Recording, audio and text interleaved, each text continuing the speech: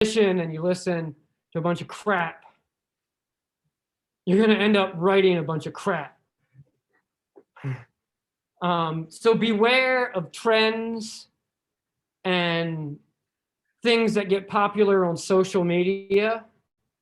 A really good resource to look at great photography is Getty Images.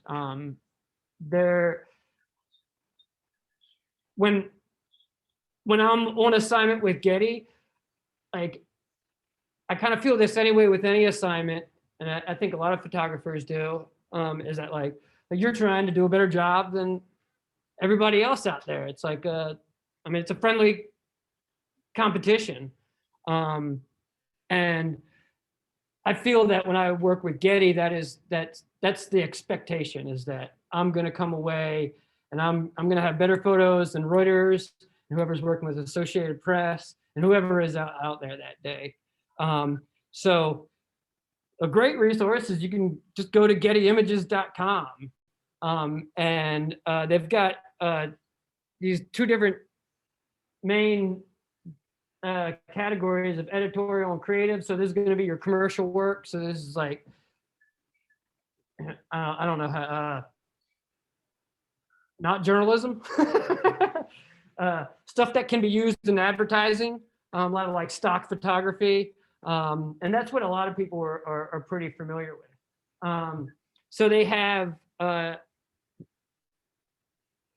get back over to this. Like if you go to their site, you can go there and they update it with like, latest news.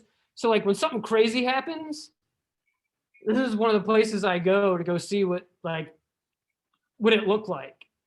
I'll go to Getty and I'll type in, because normally if it's national news, they're going to have somebody there and it's going to be your best shot of seeing the best photos from that. So like, well, I would do a search, but I'll go back to that one that I did with my stuff. And they have like a daily best of. Actually, it's just like an actual feed. So, and the tag for that is I think it's best picks. And so this is what the editors have selected. And this photo up here, well, let's go to newest. So this is like whatever's coming through that the photo editors in New York or in Paris have selected from what the photographers that are working for them have sent them.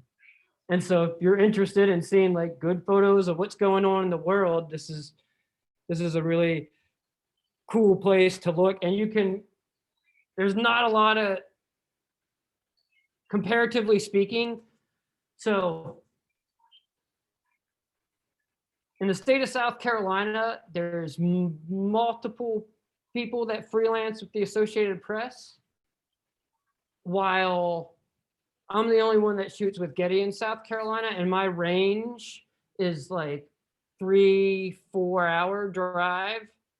So there's just less photographers involved, and it's a good place to find good photographers that are doing things that you're interested in. You follow them and you start to see their names. Anyone have any questions now? Yes, go ahead. I went to Tijuana for 10 days when the most prominent caravan came to the border, the one that got tear gassed. I was running alongside the federales who were getting tear gassed by the Americans because that was the situation that it was. And that was crazy too. That day, I guess I can pull some photos up of that stuff. Let me think of how I can. And in me doing this, I'll say another thing. Since there's so few people willing, I'll preface this with another thing. So in 2003, I interned at the state newspaper. There was like 12 people on the photo staff there, probably 10 full-time shooters. There's 2 people now. And they probably are not happy. Maybe, I don't know. They're probably, I don't know. I'm not gonna say that. They probably wish there was other things to make their job a little bit more in line with what they want to do. If that makes sense. What was the question? No, the first one. Oh yeah. So I went to Tijuana for 10 days, and at one point, like, I forget where the group was. They probably were just coming into Mexico, like the big part of the group. And there was just so much like information going back and forth all over everywhere that I saw that was like really conflicting. And of course, I wanted to see it for myself. And that was my role, to show other people. And so I posed a question on Facebook, and it was basically like, hey, if I go to Tijuana, who would support that trip? And I got a good response out of it. And so I did a fundraising thing, and I was able to raise money I don't think I made any money, but I was able to spend, if I would have spent less time there, I might have made money. But I spent 10 days, and on like the 7th day was the day that the crazy stuff at the border happened. I'll pull that stuff up now. And so I would just, and so since there's so few places that you can work, you have to do personal projects, and it's so important to do those, because that's when you're not on like a deadline, you get to choose what you want to do. So you can be like, oh, this is going to produce some good photos, as opposed to like a lot of the assignments you get, you'd be like, man, that's just not going to get something that's going to come into my portfolio on that. So you got to also photograph personal projects aimed at the stuff that you want to get hired for. And so the first time I was hired for Time magazine, the editor went through my website and was referencing photos of my musician friends in town as what he liked. Project.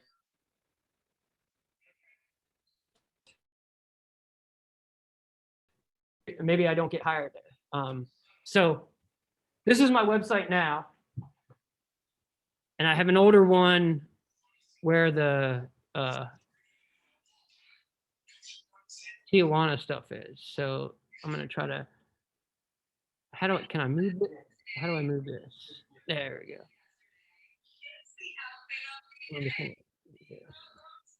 And if you want to follow me on Instagram, it's The Angry Whale. That was a black and white zine that was the name of a black and white zine that I was making in like 2004, which was yet another personal project. And then that became my first website name. That was my second question. Why was it?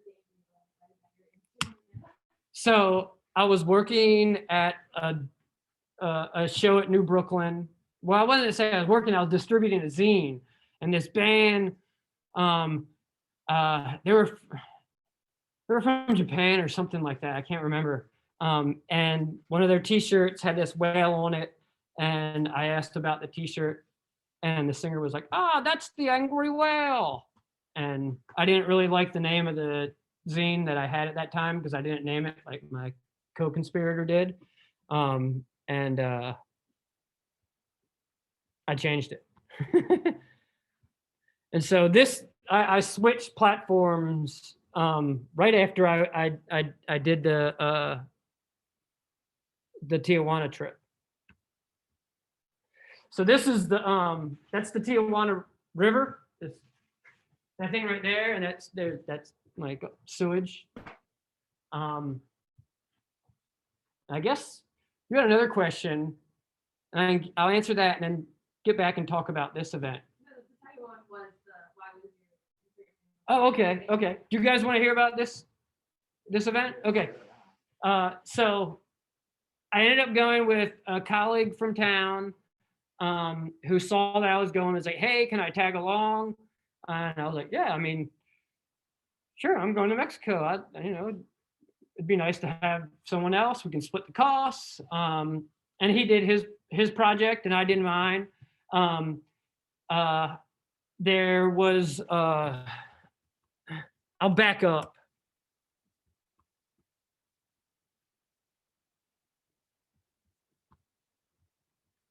And I would interview people, and I don't speak Spanish very well at all. I would say I don't speak it. But there's some apps, and I would use people on. I would live stream sometimes on Facebook, and some people that did speak Spanish would help. So this there was one main camp, and it was at a sports complex. And when we first got there, there was probably a few hundred people there. And when I left 10 days later, there was like, I want to say there was 3,000 to 5,000, and then it started raining, and it became an absolute wreck and a really bad health hazard.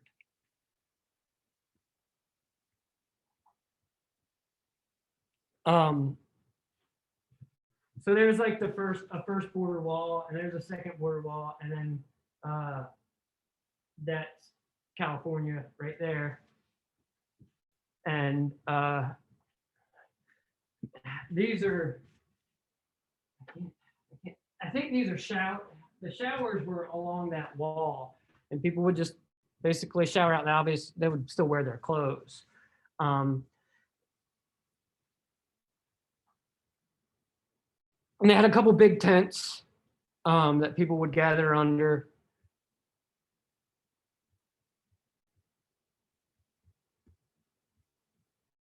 And so what would happen at this main camp that was set up, it was in this area called Zona Norte. And it's a pretty bad area. There would be like needles on the sidewalk. When that tear gas was happening, like that crazy stuff, there was like this on the berm of that riverbank, there was a guy like in this dugout hole, like shooting up like during that, and probably didn't even realize what was going on. But like I said, I never really felt threatened on this trip either, outside of when I went back to dinner in San Diego one night and randomly some crackhead chased us through the streets, like for several blocks. So it was really funny because like we had gone through all that stuff and we were saying to ourselves, like, man, we're not gonna like die here. Like, that's ridiculous. So I ran as fast as I could.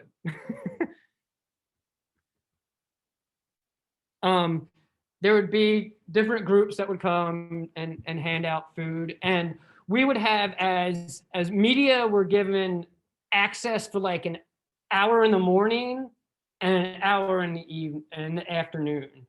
And it was kind of organized, like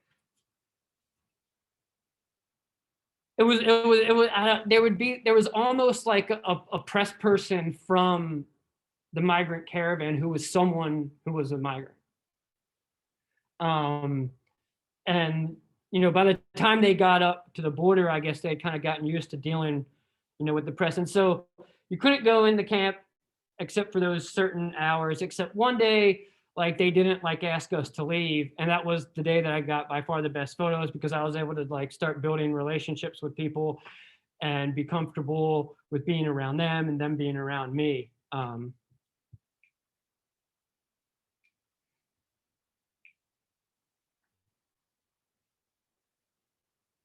And so these guys, I started just trying to have a conversation with them, and they were really interested in what I could tell them. in terms of like what was going on. And as time went along, that was one of the things, like I would try to talk to the folks there. The language barrier was difficult a lot of times. But I could provide them with a little bit more, I think,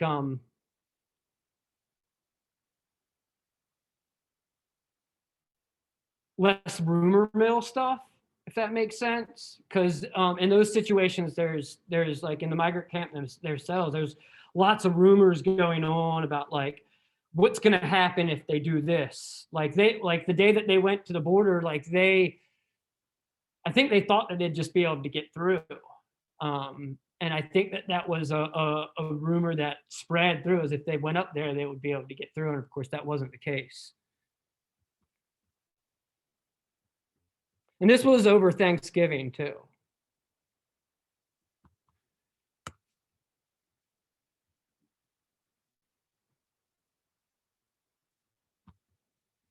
This is actually Thanksgiving. Of course, it doesn't mean anything to folks from Central America, but it was interesting for me to see that dynamic on our day when I knew everyone back home was celebrating that, and this was what was going on there. And if I had a map, there would be like daily church services out in the street, and it got so full that people ended up just in the street and in the neighborhood. And then it didn't matter as much as if you could get into the camp, because like everyone was just kind of everywhere. And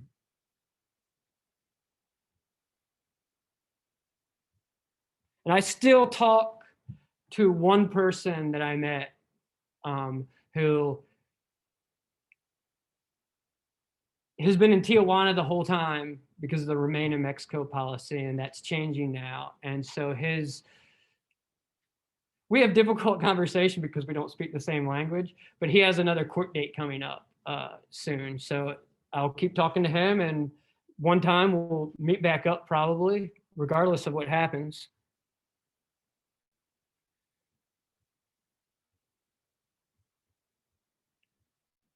This guy was just, he lived in Tijuana, and he was just, he wasn't a migrant, but he would come and pray. They would have these daily services, and then aid organizations would show up, and then people kind of crowd around and get whatever they need or can. Of course, there was rarely ever enough. The food lines were always separated, and male and female and children, and the children and the females would always get served first. And so there was always these really long lines of dudes, and most of them were I'm not going to say most of them, because there was lots of families too. There's a just general mix in terms of what you would call it, age ranges and such like that.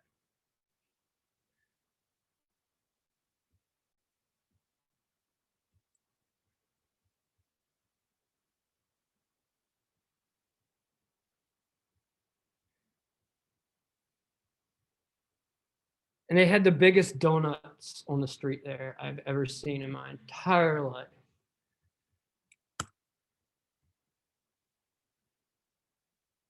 So this was the crazy day.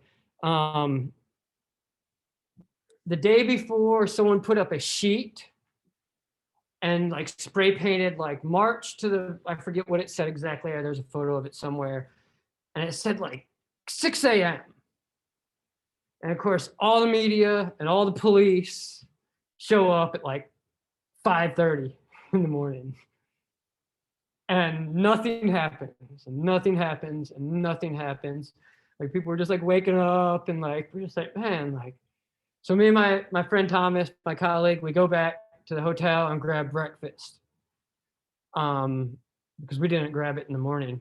And then we come back, and I make sure that we walk back the way that the march would go. And if we hadn't, we would have been really screwed. The march was like, I want to say it's less than a mile from the camp to where this is right here. So they started marching, and they had done a march like that previously. If you saw the photo with the riot police and the little boy earlier, they had marched to the border and then like had like a protest at the border. This morning, the group was a lot bigger, and I should say afternoon because it wasn't until like noon or something. Uh, and there's one, you can see this bridge right here. This is another photos. But they intended to come across that bridge to where the border crossing is there. And there were, I can't remember if they were local police or the federales, but they were blocking that bridge. And when they couldn't get onto that bridge, that's when everyone just like, they just kind of went on either side of the bridge and then just ran up the bank and then across the bank. And then here, there's these little walkways across that poop river. And that was probably the craziest part of it all, was getting through that crowd across this little, and it's not made as like a bridge. It was just like a thing that you could walk along. But of course, like there were some people just going through it, and then like people were even like falling off. Another thing that's kind of crazy in Tijuana is that you can like climb on like government vehicles. Like at one point they went by, they marched by like this fire station. And previously before I saw like people just like, they would just get on like police trucks and stuff, like when like big crowd, they just like climb in the back of the bed. And so like at one point I was like on top of a fire truck, which like I couldn't do that here. So that was obviously different and weird. And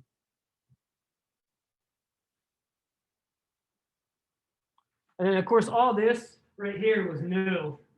And that goes like the river runs up and down there. Say, I keep calling it, it's a river, but it's like down here, like when you came out of that area, your shoes were caked with sewage. And it was the smell of sewage and tear gas.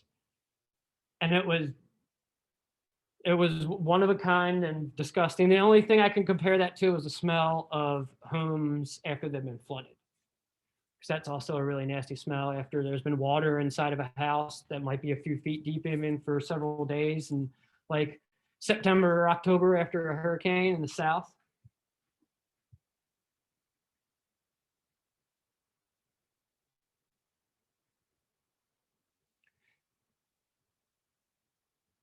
And some of these photos right here, like this is one of my colleagues' photo. We joined up on this post that I did because I had a working website, and he didn't have one of those things, and so like he didn't really have a place that he could publish stuff, which is why it's important for you to have your own place besides just social media that you can publish. So I'll get on another crazy thing, insane thing about photography.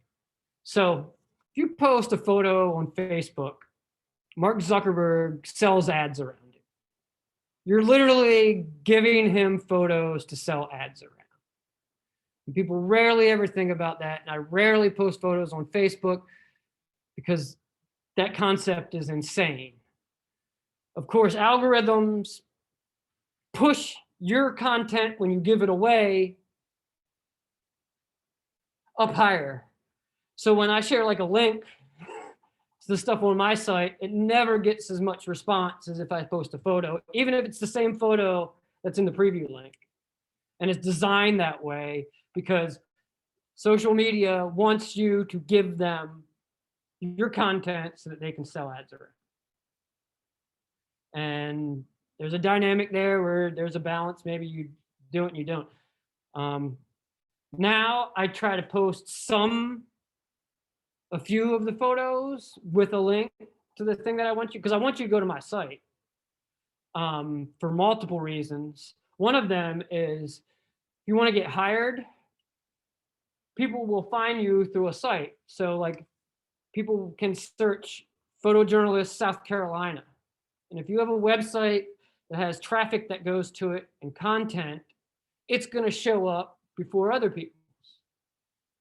So if you publish regularly and put your own content up there and have people come into it, when people were trying to find a photographer from, say, New York or California, they do a Google search that will help you get found. At the same time, I got hired probably for my first commercial job because of Instagram.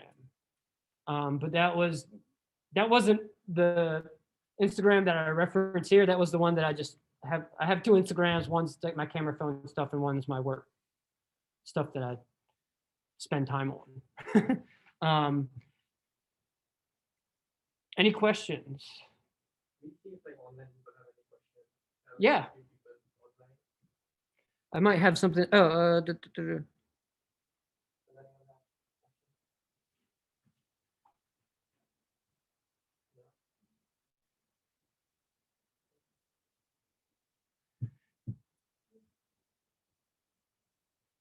I'll go, well, here.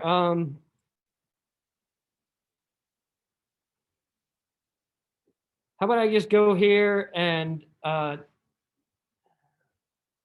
somebody tell me what they want me to click on, and I can talk about whatever thing going on there.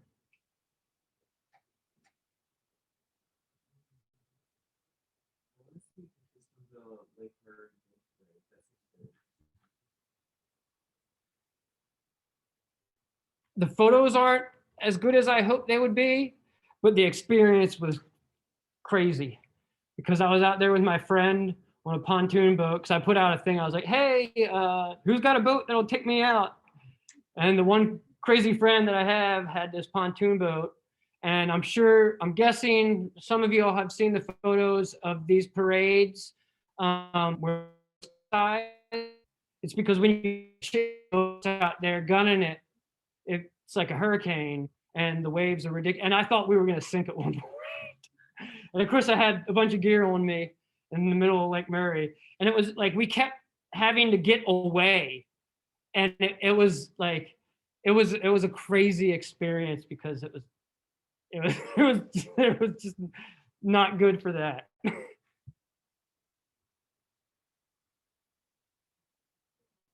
Like once they got going, like at first everyone was going around like slow, like they were going around in circles, and there's like hundreds of, I think there were thousands of boats that day.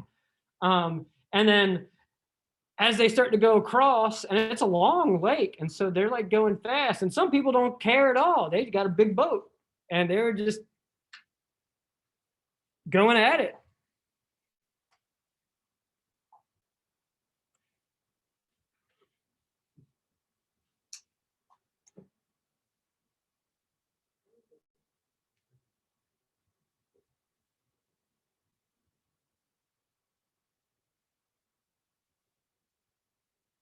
Another thing that's really important for a photographer to do is to edit down their work. Less is better. I probably still do too much, but should be able to tell a story in a few photos. Don't share dozens of photos ever.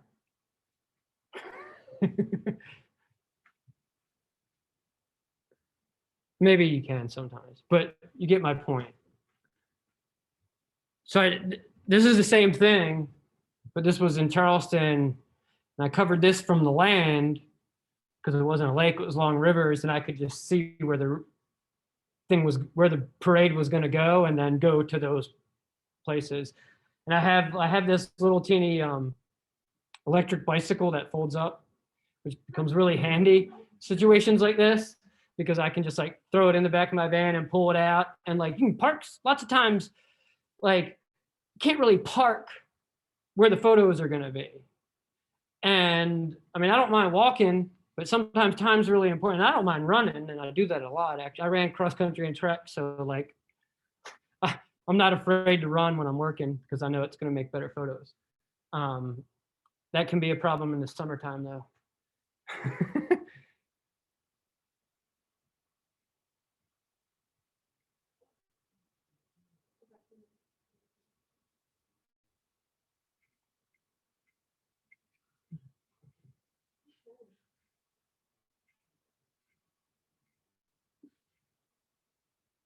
did you take that photo from? Which one? The one above?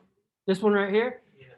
From the same place that I took this one from right here. It's just a bridge. And I looked at the map and I was like, all right, like I've got opportunities at this bridge and this bridge. And I forget what made me choose this one.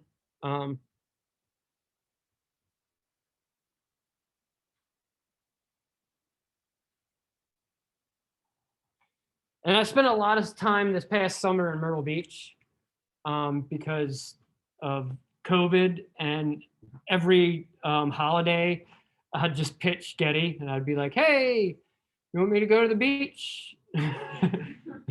And they'd be like, yeah, because that was a place where people from all over the country gathered and probably spread some COVID. That's what made me decide to buy one of those scooters, because one of the nights, it was like 10 o'clock at night, I'd finished all my photos and I heard all these police sirens and I was like, oh shit. And I was borrowing my friends that day for that trip, and I jumped on it and I followed where the police cars were going. And it's Myrtle Beach on a holiday weekend. You can't do that in your car, like ever. And I was able to get to the there was a shooting on Atlantic Avenue, the main drag, in front of, like, you know, the high rises and stuff. And I was able to get at the scene and on a second balcony overlooking it before they took the victim away. And then I was able to follow the police to where they apprehended the suspect, because I had this little teeny silly scooter.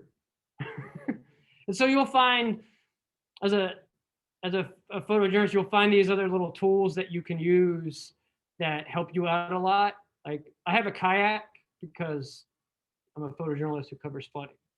And I have fishing waders because I'm a photojournalist that covers waders. I started off with boots in 2015 when we flooded here. And then I quickly realized after that week, I spent like 8 days in 2015 covering flooding. Was anyone here then? Does anyone know about that? So in 2015, for those who don't know, we got like 20 inches of rain in a 24-hour period. And there was flash floods all over the place in this town. And then all of that rain had to make its way to the Atlantic. And so it would collect in the rivers, and then it would flood the towns along the rivers on the way. And so it was two different types of floods.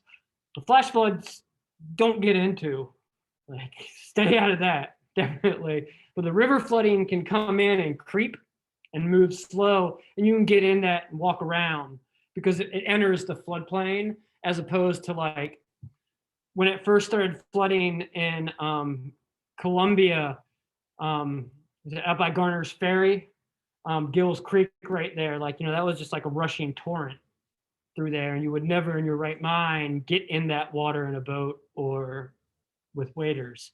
So I have certain tools, like I have a chainsaw, because one of the most difficult things about covering flooding and after hurricanes is getting to the places that you want to photograph, because the roads are either flooded out or they're blocked with a tree. After Hurricane Florence, I spent the night in a parking lot of a hotel near south of the border, because there was nothing available. Because in these situations, people evacuate and power's out. And so you have people that need hotels, and you have linemen coming in who need hotels. And there was just literally no place to stay. And so I looked at the map, looked at where the rivers went, and saw, I was just like, all right, this town looks like it might be in trouble. And there was a town called Fair Bluff, North Carolina. It was supposed to be like a 20-minute drive, and it took like 4 or 5 hours to get to, because I would just come up to a street that was blocked and then have to turn around. And then you got to make a mark on your map so you don't come back. That's another thing you learn in these situations. You'll turn around and come back, and an hour later, you're like, the same tree and the same road. And that happened to me a lot in the beginning. Notes are important on that. But when I finally got into Fair Bluff, I put my waders on, I was out in the water, and I got a phone call, and it was from an editor from the New York Times. And they were like, hey, are you available? I was working with Getty that day. I was like, are you available to go to Fair Bluff? And I was like, well, I'm working with Getty today, and they have access to that, so that's good for them. And I was like, yeah, I'm here. It only took me 5 hours to drive 20 minutes. And so like, I was like, yeah, I did the right thing. There's a lot of patience involved in that, whether you're waiting for a politician to show up who might be late, or if you're trying to get to a place that's cut off from a disaster. And that's one thing I've tried to focus myself on now is hurricanes and flooding, because we live here in the Southeast and it's something happens regularly, and it's something that affects us on a global scale that other communities don't see. So I don't want to say I take advantage of that, but I pay attention to it and I jump on it when I see it. And I've kind of structured a lot of my life on being able to cover a flood. I bought a van that I have a cot in that because of that experience at the hotel. And so that helps a lot. And that's what I was able to do with this last scenario when I went down to Myrtle Beach. And when I went down on these assignments, I didn't get a hotel. I just slept in my van.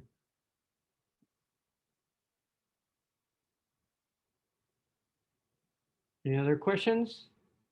Any questions come through online? Is anyone watching online?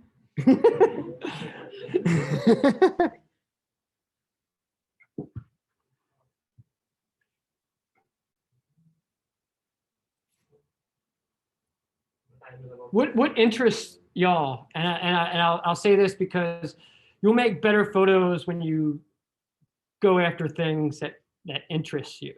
So if you're thinking about like how do I make really good photos?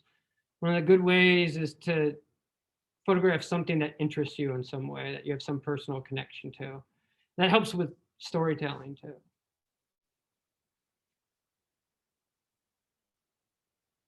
And you don't have to make money with photography. You can just do it because you enjoy it. And it might make you enjoy photography more.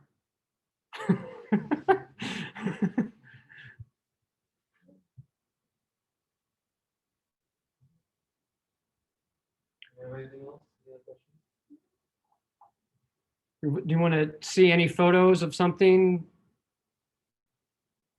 Maybe I can pull up. I'll go back to this because these will be all. I